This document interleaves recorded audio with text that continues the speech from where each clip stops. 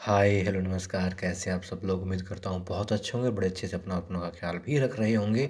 और आज हमने देखा पुण्य श्लोक भाई शो में रमजानी बाई साहेब ख्याल रख रही हैं खंडेराव होलकर का, उनकी तारीफ भी करती है, उन्हें शुभकामनाएं भी देती हैं उनकी जीत के लिए। और तभी खंडेराव होलकर की नज़र पड़ती है उस सिंदूर पर जो देवी ने दिया था रमजानी बाई को, और वो कहते हैं ये जीत सिर्फ खंडेराव होलकर की जीत नहीं है, बल्कि ये जीत है देवी अहिल्या के विश्वास की, क्योंकि देवी अहिल्या आज भी अभी भी उनके साथ में है और ये उन्हीं की जीत है।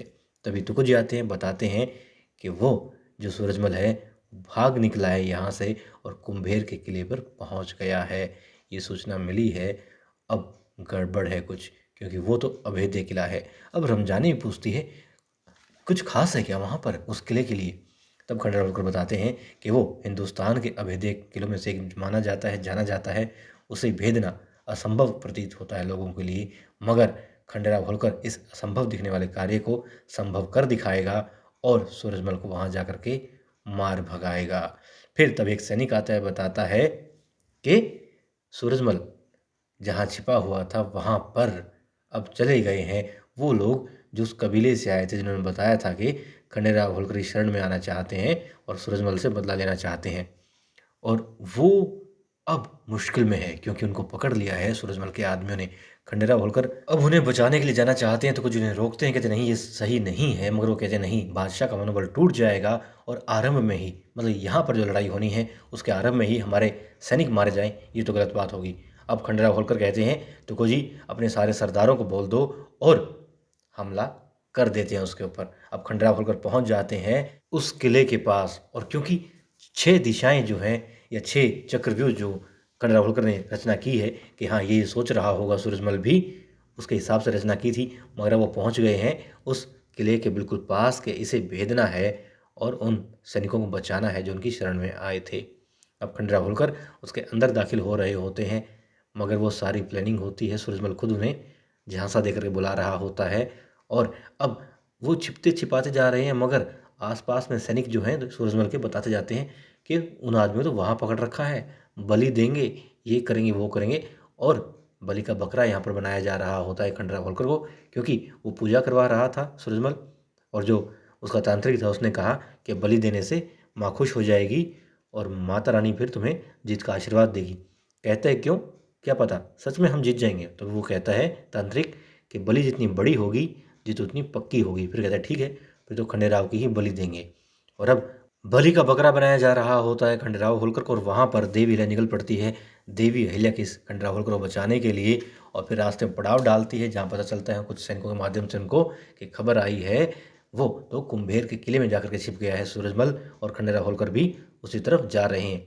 देवी अहिल्या कहती है कि उन्हें भी अतिशीघ्र कुंभेर के लिए निकलना होगा, मगर दुष्यंत जी मना करते हैं, कहते हैं कि ये संभव नहीं है देवी अहिल्या। वो कहते नहीं कोई बात नहीं, हर मुश्किल को, क्योंकि रेतीला मैदान है वहाँ पर रेतीला तूफान भी आया है, कहते हैं कोई बात नहीं आगे बढ़ेंगे। आगे बढ़ जाते हैं मगर फिर निशान पाते नहीं, क्योंकि रास्ता वो लोग कभी उस रास्ते आए नहीं थे, भटक जाते हैं।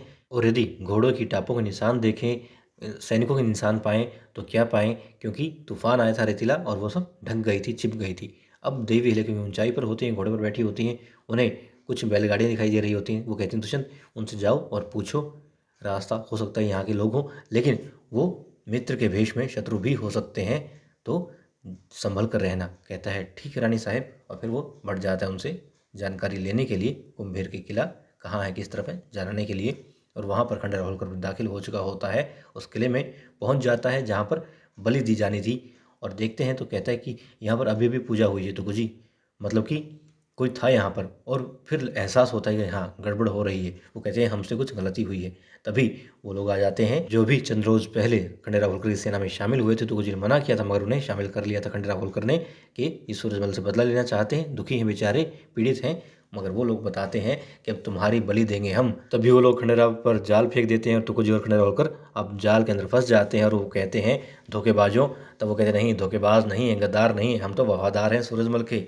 और फिर क्या होता है, अब मल्हार राव सूबेदार जी को दिखाया जाता है, उनके पास में संदेशा पहुंच जाता है खंडेराव होलकर का, जिसने बताया था कि सूरजमल कहाँ छिप गया है, और वहाँ उस किले को भेदने के लिए खंडेराव होलकर को मल्हार राव सूबेदार जी की भी और थोड़ी बड़ी सेना की भी आवश्यकता होगी। तो पेशवा जी से बात करके सेना भी ले आएँ, और जितना शीघ्र हो सके यदि आपका काम हो गया हो तो बाबा साहेब आप खंडेराव होलकर की मदद के लिए आ जाए, उन्हें मदद की आवश्यकता है। अब वो कहते हैं जल्दी पता करो, सैनिक मिलेंगे, कितने मिलेंगे, टुकड़ियाँ लेकर के हमें अभी के अभी आज्ञा चाहिए, पेशवा जी की खंडेराव होलकर की मदद के लिए जाना है। अब हम देखेंगे आने वाले एपिसोड में खंडेराव होलकर की मदद वहाँ पर कौन करता है, मल्हार राव सुधार जी कितने वक्त में पहुँचते हैं, देवी अहिल्या पहले पहुँचती है, या फिर क्या होगा। जो भी होगा ऐतिहासिक होगा और मालवा की जनता ही नहीं बल्कि विश्व ये देखेगा कि किसके साथ में गलत हुआ, किसने धोखा दिया, किसने अपनी मातृभूमि के लिए, किसने पिता के वचन के लिए यहाँ पर प्राणों की आहुति दी।